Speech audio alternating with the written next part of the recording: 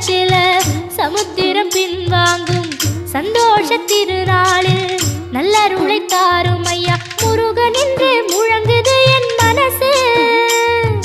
கடலை போல உன் கருணை பெருசு.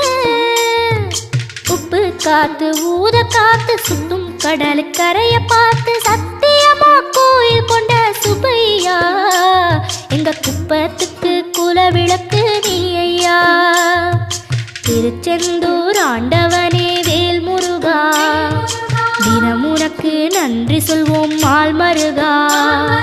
திருவடியில் தவம் இருப்போம் திருமுருகா தீர்ப்பெழுது நலமெனவே வடிவழகா.